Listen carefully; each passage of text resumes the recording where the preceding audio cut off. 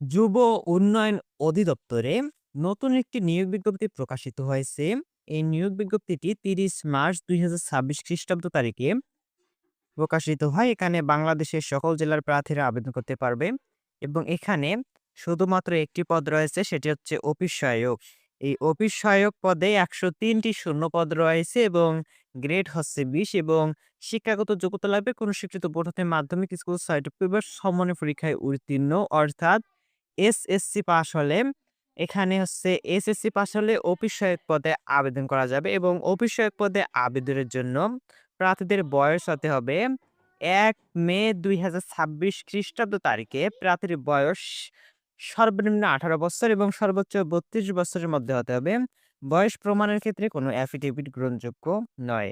সরকারি, আধা সরকারি ও স্বায়ত্তশাসিত প্রতিষ্ঠানে কর্মরত প্রার্থীদেরকে মৌখিক পরীক্ষার সময় অবশ্যই যথাযথ কর্তৃপক্ষের অনাপত্তিপত্র দাখিল করতে হবে। চাকরিরত প্রার্থীদের বয়স শীতের যোগ্য নয়।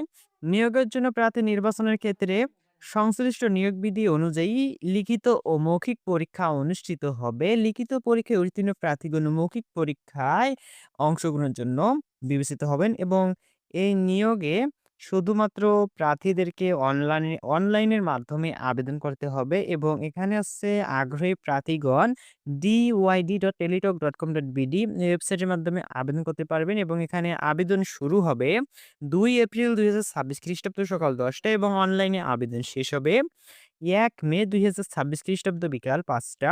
উক্ত সময়সীমার মধ্যে ইউজার আইডি প্রাপ্ত প্রার্থীগণ অনলাইনে আবেদনপত্র সাবমিটের সময় থেকে পরবর্তী ৭২ ঘন্টার মধ্যে এসএমএস এর মাধ্যমে আপনারা আপনাদের পরীক্ষার ফি জমা দিতে পারবেন এবং এই নিয়োগে হচ্ছে আবেদন ফি হচ্ছে ৳৫৬ অনধিক ৭২ ঘন্টার মধ্যে জমা দিতে হবে।